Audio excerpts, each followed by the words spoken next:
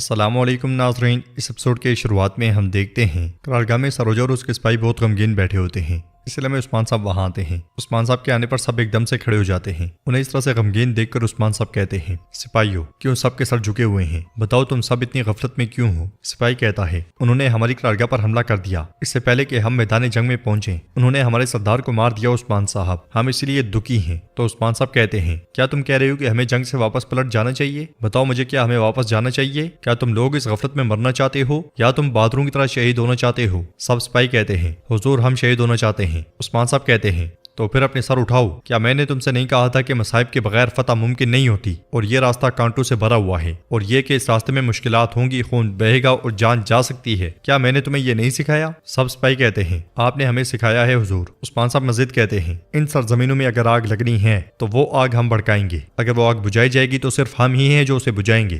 اب مایوسی چھوڑ دو سروجا، ترک یتیم رہ سکتا ہے لیکن بغیر وطن کے کبھی نہیں رہ سکتا۔ وطن کے لیے سردار کی ضرورت ہوتی ہے، سردار کے لیے سب سے اہم چیز تلوار ہے۔ یہ کہتے ساتھ ہی عثمان صاحب بیحان کی تلوار اسے دیتے ہوئے کہتے ہیں، یہ تلوار تمہارے بابا کی ہے، اب سے یہ تمہارے پاس امانت ہے، تم ہمیشہ اپنی ریاست، اپنے رسم و رواج اور اپنی قوم کے اعتماد کے قابل رہو۔ نم آنکھوں کے ساتھ سروجا تلوار لیتے ہوئے عثمان صاحب کا شکریہ ادا کرتا ہے، اور عثمان صاحب کہتے ہیں، اداسی ایک طرف چھوڑ دو، مایوسی کی ضرورت نہیں، اب دشمن کا گلا کاٹنے کا وقت ہے۔ سب سپاہی تلواریں لہراتے ہوئے اللہ اکبر کے نعرے بلند کرتے ہیں۔ ادھر البائی اور یوسف کراسے کے سپاہیوں کو مارتے مارتے زندان تک جا پہنچتے ہیں۔ یوسف کو دیکھ کر بیگم کہتی ہے، یوسف تم یہاں کیا کر رہے ہو؟ تو یوسف کہتا ہے، کیا میں تمہیں ان کتوں کے ہاتھ میں چھوڑ دیتا؟ ٹھیک ہو نا تم؟ اسی لمحے آوازیں سنائی دیتی ہیں، وہ بیگم خاتون کو لے جائیں گے، جلدی کرو۔ یہ سن کر بیگم کہتی ہے، یوسف جاؤ، یہ لوگ قابل بن گئے ہیں، انہوں نے بیحان صاحب کو شہید کر دیا، تمہیں بھی نقصان پہنچائیں گے۔ یوسف کہتا ہے، میں آپ کو یہاں چھوڑ کر کبھی نہیں جاؤں گا، چاہے کچھ بھی ہو جائے۔ اس کے ساتھ ہی البائی زندان کھول دیتا ہے تو کراسے کے کچھ سپاہی وہاں پہنچ جاتے ہیں، وہ دونوں ان کے ساتھ نمٹنے لگ جاتے ہیں۔ بیگم کہتی ہے، بھائیوں کا خون نہ بہاؤ، وہ دونوں انہیں پٹکتے ہی چلے جاتے ہیں۔ ایک سپاہی زندان میں اتر کر بیگم پہ حملہ کر دیتا ہے، مگر البائی اسے پٹکتے ہوئے زمین پہ پھینک دیتا ہے اور بیگم خاتون سے کہتا ہے، اگر اختتام موت کے منہ میں جانا ہے تو یہاں سے ساتھ نکلیں گے۔ یہ کہتے ساتھ ہی انہیں تلوار دیتا ہے۔ بیگم پوچھتی ہے، ہم کہاں سے نکلیں گے؟ جلد ہی پورا قلعہ جاگ جائے گا۔ تو یوسف کہتا ہے، البائی نے وہ کام حل کر دیا ہے، نیچے گھوڑا گاڑی انتظار کر رہی ہے، وہ کچھ محسوس نہیں کریں گے۔ اس کے ساتھ وہ سپاہیوں کو زندان میں ڈالنے لگ جاتے ہیں۔ قرارگاہ میں سروجا اپنے سپاہی سے کہتا ہے، سپاہیوں ہوشیار رہیں، جب ہم فوج میں شامل ہوں میں کسی ایسے شخص کو برداشت نہیں کروں گا جو میدان جنگ میں ہچکچائے۔ یوسف کو دیکھتے ہوئے ایکوت توران سے کہتا ہے، بھائی سروجا ٹھیک نہیں لگتا، وہ اپنے بابا کا بدلہ لینا چاہتا ہے لیکن اس کی آنکھوں پر بادل چھائے ہوئے ہیں۔ توران کہتا ہے، ہمیں اندازہ ہے کہ یہ کتنا تکلیف دہ ہے لیکن جو اقدام وہ کرے گا وہ ہمیں مصیبت میں ڈالے گا، اگر ایسا ہوا تو عثمان صاحب اس کا درد بھول جائیں گے۔ ایکوت کہتا ہے، ٹھیک کہتے ہو بھائی۔ اس لیے میں البائی اور یوسف بیگم کو لے کر وہاں پہنچتے ہیں۔ عثمان صاحب بھی خیمے سے باہر آ جاتے ہیں اور بیگم خاتون کو دیکھ کر کہتے ہیں، بہادر آپ کو بحفاظت اور صحیح سلامت لائے ہیں۔ بیگم البائی کی جانب دیکھتے ہوئے کہتی ہے، ان کا شکریہ۔ عثمان صاحب کہتے ہیں، جب کہ آپ جنگ میں پہنچ گئی ہیں تب سروجا تم دائیں طرف سے لڑو گے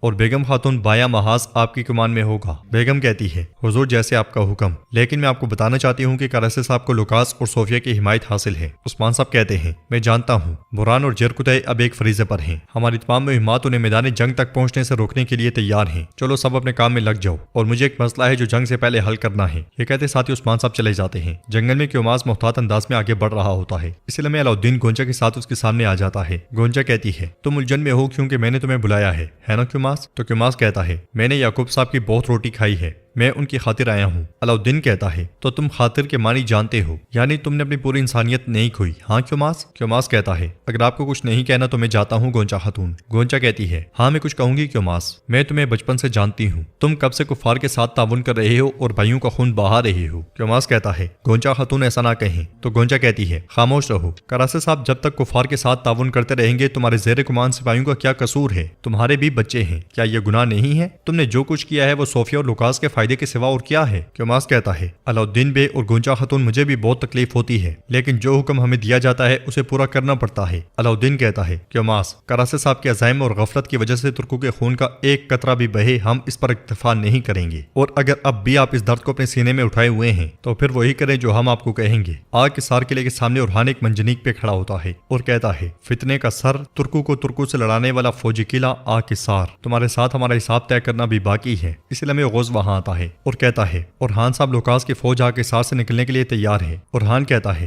باہر نکلنا بیکار ہے، وہ اپنے سر سلامت لیے زیادہ دور تک نہیں جا پائیں گے۔ یہ کہتے ساتھ وہ منجنیق سے اتر جاتا ہے اور مزید کہتا ہے فتنہ پھیلانے والی اور بھائیوں کو آپس میں خون بہانے پر مجبور کرنے والی اس شیطانی فوج کو ہم منجنیقوں کے ذریعے تباہ کر دیں گے۔ کیا بران اور جرکتہ صاحب تیار ہیں غوث؟ تو غوث کہتا ہے وہ حملہ کرنے کے لیے آپ کے حکم کے منتظر ہیں۔ اورہان کہتا ہے میرے حکم دیتے ہی ہم چاروں طرف سے قلعے پر دعویٰ بولیں گے۔ آگ کے سار قلعے میں ہر کوئی یہ سمجھے گا کہ باہر کسی بڑی فوج نے محاصرہ کر لیا ہے، وہ کبھی بھی کراسے صاحب سے اتحاد نہیں کر پائیں گے۔ اندر لوکاس ایک پتلے کی جانب دیکھتے ہوئے کہتا ہے کئی سالوں سے بیتنیا کی سرحد پر حملے کرنے والے اور وہاں دہشت پھیلانے والے وہ ترکمان آج ہونے والی جنگ میں ایک دوسرے سے ٹکرائیں گے۔ صوفیہ پوچھتی ہے کیا تم عظیم سیزر کو جانتے ہو لوکاس؟ تو لوکاس کہتا ہے روم کے عظیم شہنشاہ سیزر کیسے ہو سکتا ہے میں اسے نہ جانتا ہوں، ہر سپاہی ایک دن اس جیسا بننے کا خواب دیکھتا ہے۔ صوفیہ کہتی ہے عظیم سیزر کو اقتدار کی لالچ میں اندھے ہونے والے باغیوں نے قتل کر دیا تھا، اب یہ شیطانی خواہش سلجوقی نسل کے ان بچے کچے ترکوں میں بھی پائی جاتی ہے۔ لوکاس کہتا ہے ان کی یہ خواہش تب تک ختم نہیں ہوگی جب تک کہ ہم ان کو ختم نہ کر دیں۔ اپنی فوج کو کراسی کی فوج کے ساتھ ملا کر میں عثمان کو تاریخ کے اوراق سے ہمیشہ کے لیے مٹا دوں گا۔ اسی لیے میں ہرستو آ کر کہتا ہے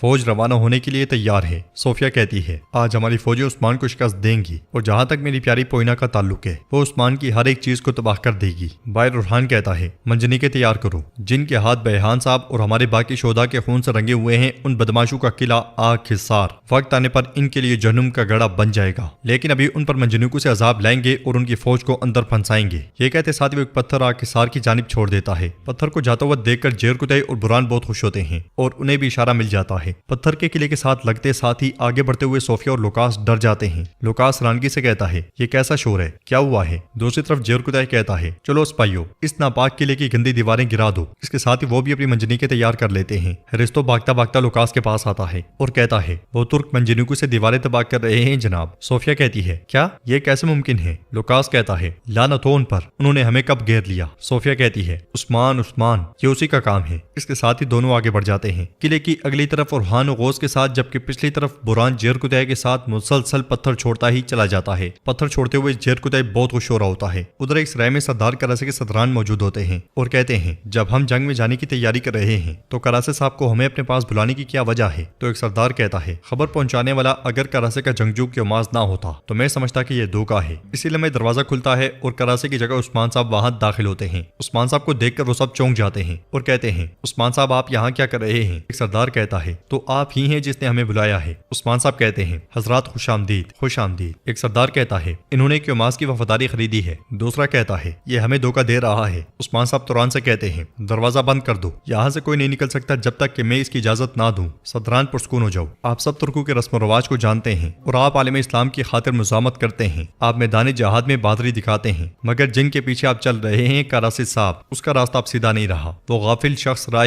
حق سے اور حق کے تعالیٰ کے احکام سے ہٹ گیا ہے، حتیٰ کہ اس نے اپنی قوم اور مذہب کے خلاف کفار سے تعاون کیا۔ سردار پوچھتا ہے کیا ثبوت ہے؟ ہم پہلے ثبوت چاہتے ہیں، جو آپ کہتے ہیں صرف باتیں ہیں۔ تو عثمان صاحب کہتے ہیں اگر آپ ثبوت چاہتے ہیں توران دروازہ کھولتا ہے تو کیوماز اندر آتا ہے۔ اسے دیکھ کر ایک سردار کہتا ہے کیا یہ سردار کے ساتھ غداری کر رہا ہے؟ تو دوسرا کہتا ہے یہ ایسا نہیں کر سکتا، مگر یہ عجیب بات ہے کہ یہ یہاں کیا کر رہا ہے۔ عثمان صاحب کہتے ہیں چونکہ آپ حقیقت جاننا چاہتے ہیں تو کیوماز بولو۔ کیوماز کہتا ہے عثمان صاحب کی ہر بات سچ ہے، کراسے صاحب نے کفار کے ساتھ ایسے معاملات میں تعاون کیا ہے جو جائز نہیں، یہاں تک کہ اس نے کفار کو ان تلواروں کے لیے فولاد بھی بیچا جو ہمارے جنگجو کے خلاف اٹھائی جائیں گی۔ مگر ایک سردار کہتا ہے یہ متحد ہو چکے ہیں اور کراسے صاحب پر الزام تراشی کر رہے ہیں، کراسے صاحب ایسا نہیں کر سکتے۔ عثمان صاحب کہتے ہیں اس نے یہ کیا ہے، اٹھو اور کراسے صاحب کے راستے پر مت چلو، کیونکہ اگر آپ اس کی پیروی کرتے رہیں گے تو اس بات کا یقین رکھیں آپ کا راستہ بھی خراب ہو جائے گا۔ تو ناظرین اس کے ساتھ یہ ایپیسوڈ بھی اختتام پذیر ہوتی ہے۔ اگر آپ کو ویڈیو پسند آئے تو ویڈیو کو لائک کر دیں، چینل کو سبسکرائب